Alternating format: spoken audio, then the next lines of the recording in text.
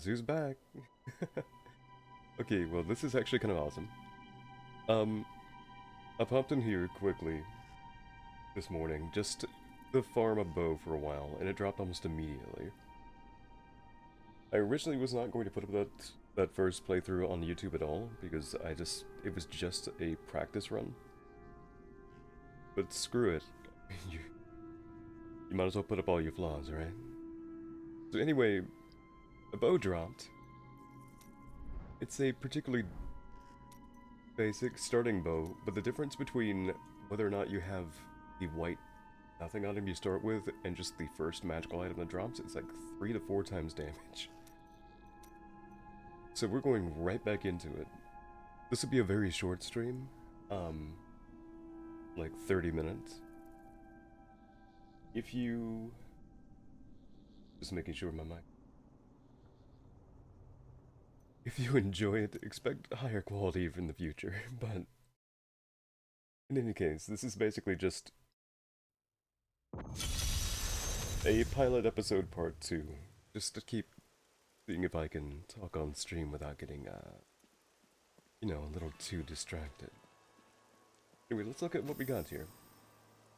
Let's see here. Finding a group of elites, killing one big elite, another big elite, a boss, and another big elite. Screw it. We're going right into it. No hesitation, let's just go. Let's see here. Haven't leveled or anything. I'm exactly where I was before. Let's see here. Right, I believe last night I was going on about World of Warcraft. This will date the stream quite hard, but one of the reasons I even came back to it so, like, right here and now, is they added Manari. They added red Draenei. And they added it just as a color option, which I always thought was a good idea. Because if you're just RPing, why not? Like, yeah, you could still have Blessing of Light and that kind of sucks, but putting it on side, you can RP it however you want to. I like the idea. I made like a hunter, right? Like, not because of this, but... If someone if like a Draenei rejoins the other Draenei, and he's red now, he's very visibly changed by Kil'jaeden, what would make the most sense?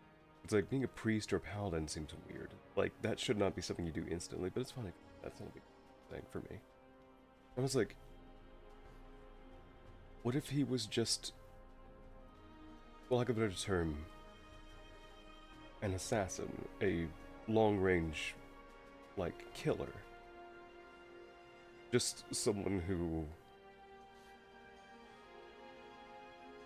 is so very business about it that he could handle compartmentalizing what he's done. Sort of like, okay, not like Mass Effect 2's reptile guy, but I really did like him. But in a bit more personal way. It's like, okay, what do you think, like, how do you think about this character? And it's like, well, he turns to wild animals who cannot judge him. For what he's done, they don't know, and they could not understand. Like, what he brings back is still his ability to track, his ability to immediately, like, take out a target. To hunt someone across, like, lands, space, and time. And it's like...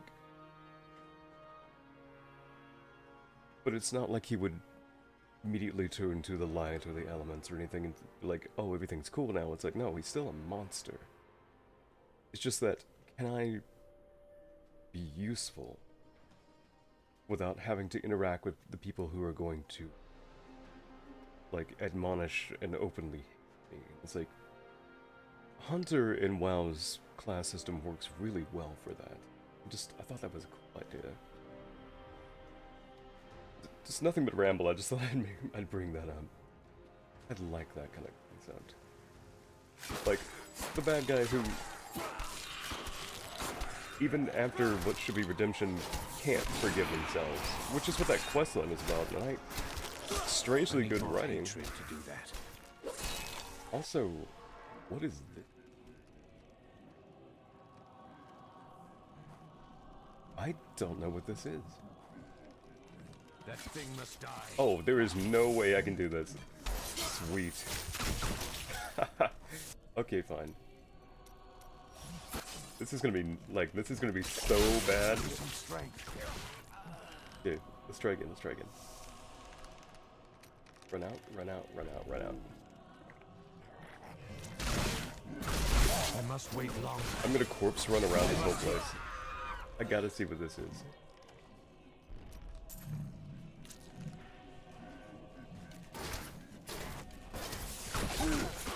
Okay, I do have the damage. Wait longer. I just can't take a lead sprint off the bat. I grow weak. Oh yeah, I'm not surviving this.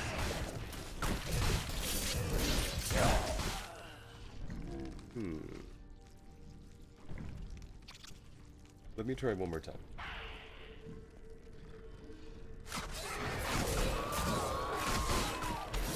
I don't have room to fight here. I must wait longer. Nope. Okay, fine, fine, we'll let it go. I wonder if that'll close. I mean, it should, right? That's really interesting. If I happen to level a couple times, I'll come back. Ah, I wish I had lowered the difficulty, but whatever, it's fine. Not enough hatred. I'll satisfy. There we go. Okay.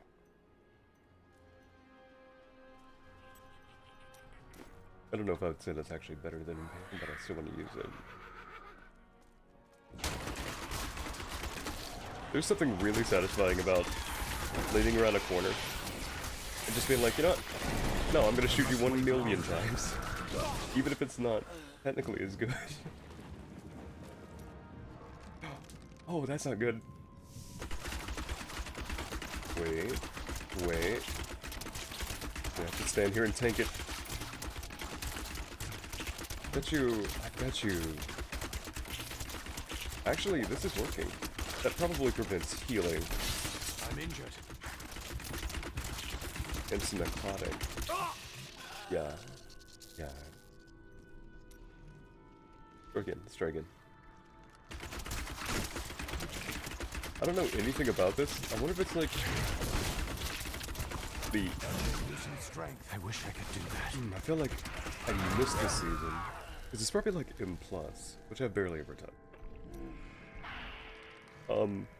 Long ago, in a lifetime far away, I would play, WoW with a group of friends. And we sort of got into M+ for a bit after they, removed 10-man rating from the game, basically. Because it was a neat way to have a small group of people coordinate difficult content. But, well, groups fall apart over time. Like they do. I wish I could do that. I require aid. Well, this ain't gonna work out.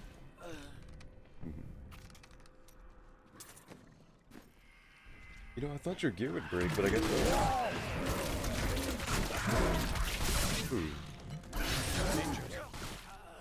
Gotta keep trying. Gotta keep trying.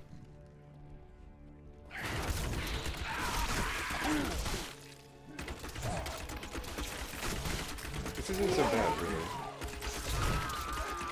I was like, you know, streaming... Just a minute. I need more hatred. I do that. I wish I could do that. That's why I didn't leave. My dude's wearing almost nothing. My hatred is too low. Basically, any gear is good gear right now. Voices of the Lion. Oh no. No, you're allowed to equip things. I believe strength raises armor. Oh god. I need healing. You're going to continue to need healing for a while, son. Oh, I don't think I can do this. Okay, we'll come back to this. Come on. Oh, good point. Do I actually have pets or anything? Let's see. Could be collections? Yes. No. Maybe. I don't know. Okay, let's just have a horrifying little monster follow me around and pick up gold. Like I said, it started with a brand new account and everything. I was like, I'm gonna do this very fresh, and streaming is a good excuse to do it. There you go. I must heal. I am renewed. They're not giving very much in the way of EXP, though. Healing reduced by 65%, while 3% of health is drained per second can be removed if a heal above 75%. Oh, that's not gonna happen. I grow weak. Get used to it. Probably about to die again. There we go. It's all good. I believe this is a vortex.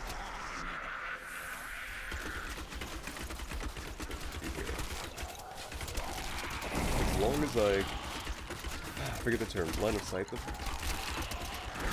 You just LOS them to a corner, and you might be able to make it. Laser time. Come on, come on.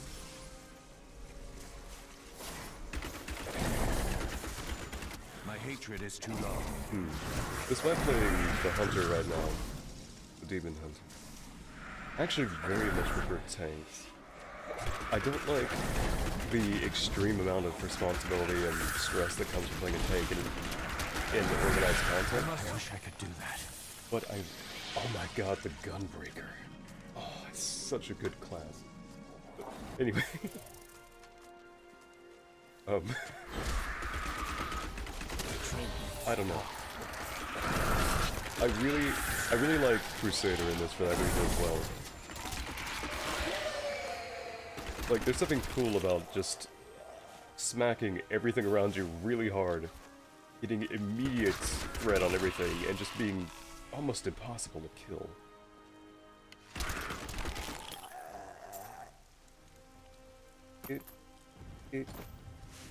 There we go. Let's see what else. I need more hatred to do that. Just gonna ramble for a bit, as once again, this is just practice.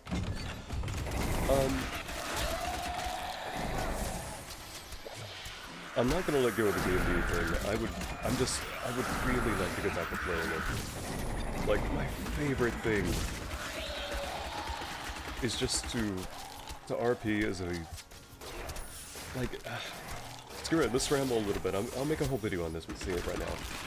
I prefer low magic, not permanent low magic, but low magic starting. I'm injured. I wish Very basic, like, semi-realistic D&D. Like, I like when a second level spell is something that almost no one has ever seen.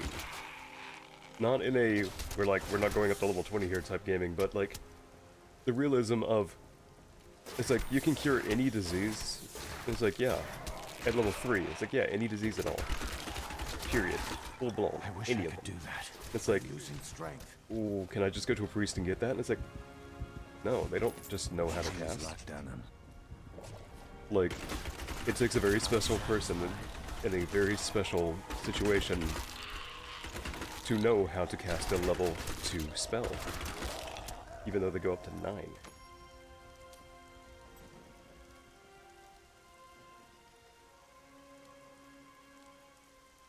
Okay. Let's see here. There we go. There we go. Okay, changing up, changing up. That's another thing I really like about Diablo 3. Which, not that 2 and 3 didn't have it either, and 1. I could just say Diablo. I wonder if there's an option to make you auto-equip. My hatred is too I'm not low. gonna need it for much longer, though. So, that's not to worry about it. Anyway. Back to the D&D. I like when you play a character. When you can play a character who walks up to an NPC and offers to cast Cure Wounds. And they don't know the word cure, like, they're like, or they don't know that it's called Cure Wounds, but it sounds enough normal. It's like, okay. It's like, what are you gonna do to me? And like, you reseal a giant gash on their leg and they can walk. And people legitimately, like NPC-wise, are astonished. Like, not in every place you go for the rest of the game, but early on. Like, I like the idea of someone casting Fireball and it being a game-ending moment of, did you just do something that could kill over 200 people in a single turn outside of combat spacing? That could easily kill 50-something in combat spacing. And it's like, well, no, not if they're... The average HP is 6 for a commoner. The lowest you're likely to roll on Fireball is like low 20s. Even if they say for half, it's instantly their maximum HP and damage. Plus some. They're gone. Instantly dead. At level 3, you would be a kingdom like level threat if they didn't have other mages already around. Would you assume that at the top of the kingdom, like, the court wizard thing would be very important? But putting out, like, to get into the point, I like that feeling of growing in power, which is very important to me. There was a one-shot server I played on, that before my character even hit level 4 and we started 3, I'd already gotten enough points in the system to buy a +1 shield that gives you like resistance to psychic and the ability to use a reaction to knock people back. Also +1 armor. So he was almost immediately high AC and could have like, oh, also a ring of protection. Like immediately high AC, decent saves, multiple resistances. And was surrounded by NPCs who were designed from the ground up to immediately have access to high-level spells through items and just like, generally the player in character pointing out that it's like, I can't wait till I can do this. I understand why some people like that, but I just couldn't RP with that. Because I was playing a rogue who has no magic, who is a ninja, like a charisma ninja, like the Pathfinder 1 and 2, oddly enough, added a, I forget what it's called, charlatan or something. I really like, but putting that aside, I don't particularly like Pathfinder 2, but I like the concept of the class. An artificer who just loves money is a Mammon tiefling who is very much affected by that. He's a businessman, he's like 30-something, maybe? Like, who knows how long he'll live? Point being, he's like late 20s, early 30s. He just, greed got the better of him, and he goes out. Because it's like, it's more profitable for him to brave these like ruins and come back with stuff he can sell, than to just sit there and pile money on because it's so boring now. Even if he is effectively becoming rich, it wasn't working. So he left most of his money behind to be ran by other people to just go out and, like, become, you know, better because he wants it all for himself. One of those things, like, I like that feeling of you don't look at it as a game or look at it as an end goal. It's like, yeah, I could be like, oh, I'm gonna get wand of fireballs for this dude, and every single round he'll shoot, like, you know, every time he starts, we can assume he has a full thing, and it's like every combat I can shoot, like, another fireball. Also high AC, also, you know, great healing, also, you know, so on and so forth. But I don't want to think like that. Like, I want an adventure, and one-shot servers aren't really good for adventure. Good for very short things in which you bring your already seasoned superhero. Usually. Not to, you know, talk badly about someone's server I haven't been on. I hope one day to get back into D&D, because my favorite thing ever was my first one, and I'm so glad it was my first, was a Celestial Warlock tiefling who hated the fact he was a tiefling, who was raised in a orphanage that was very religious, that taught him that basically said that he was damned from the start, and he was picked on, so he's very shy and very just guilty all the time.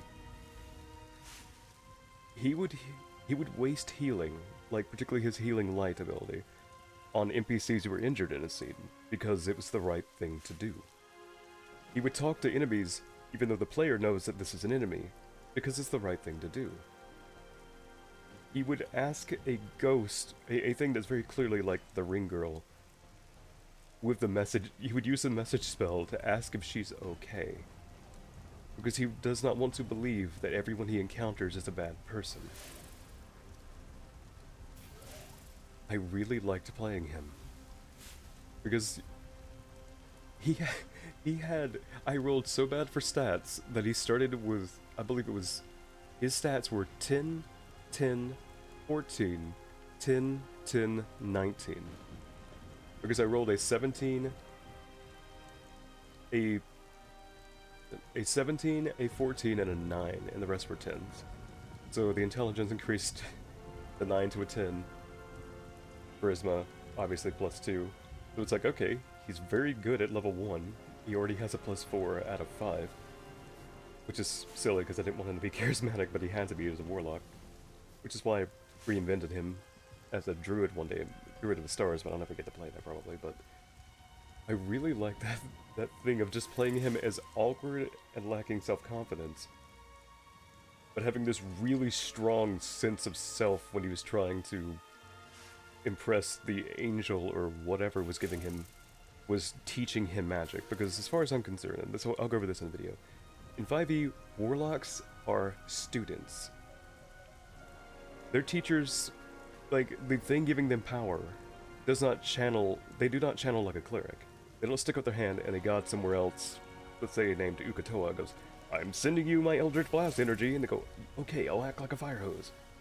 No, they taught you the spell Eldritch Blast, which, unlike a wizard who has to sit there and pull out an entire thing of, like, Java in their head, which is backed by assembly they learned in school of how to make the mana in their body congeal into something they could use and then make it into fire to shoot firebolt.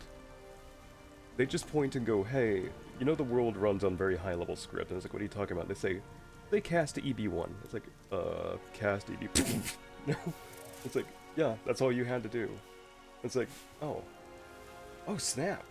It's like, that's what a warlock is to me. Because that's the way it's described in the book. They are seeking ancient secrets and magical knowledge that you're not supposed to have. I really like that thought. That everything, that higher beings who already know this secret, they already have learned Python, look over and go, hey, I'll teach you the most basic things in exchange for favors. Which is why, like, the BG3 version I didn't like either, but the same thing. It's like, well, I'll take his powers away, and it's like, you can't. The way it's written doesn't say that you can take anything away, because what are you taking? His knowledge? Because he knows how to cast Eldritch Blast. He knows how to cast all his spells. So, it's just weird to me. But then again, DM is DM. If the DM decides that a warlock is just a cleric of a devil, cool, whatever. Like, it's fine.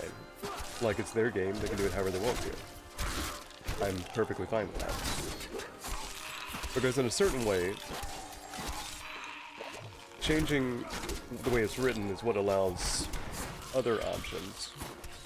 Because I see no reason why a druid should wear metal. And apparently it may be from back when druids were, Fae.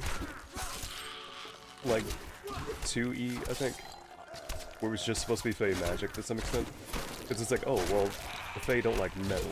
Because ancient magical bullshit. I must wait longer. And it's like, nowadays it's like, well, it's not natural. It's like, metal is extremely natural. Leather is not. The process to make leather involves a long series of actions to turn skin into something that it's not. Typically through 2 or 3 different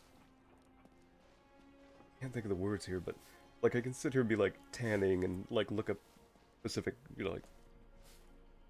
But what I'm trying to say is, it is a heavily processed good, whereas metal is just a melted rock.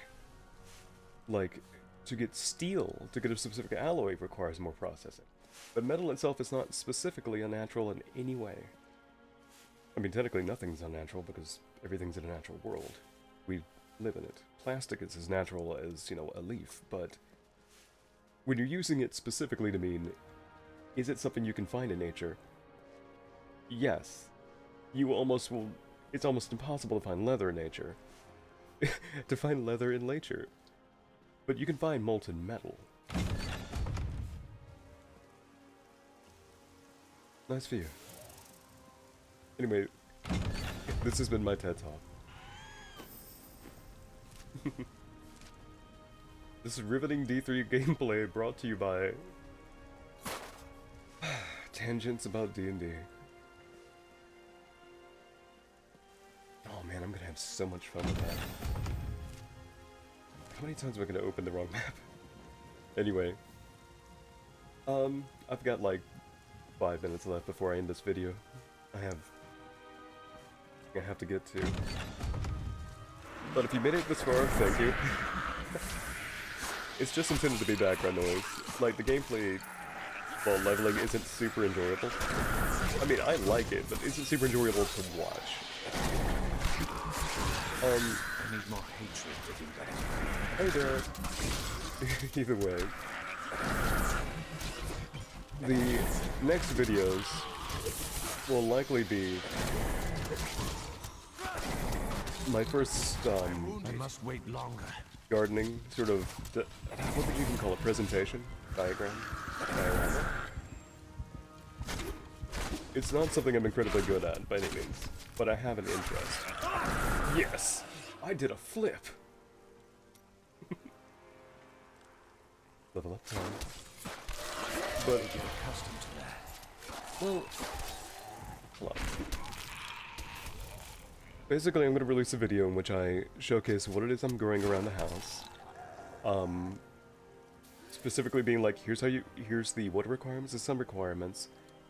Specializations about them, like, do they need to have, are their roots prone to, you know, dying off if they're cold, if they're too wet, even by normal standards, that kind of thing. Giving an idea with pictures about what I want to grow, how I'm going to handle them, like, are they growing outside, are they growing in a pot in the house, do I need grow lights all the time, an explanation about what I've learned about grow lights, that kind of thing. I'll be doing a video on D&D,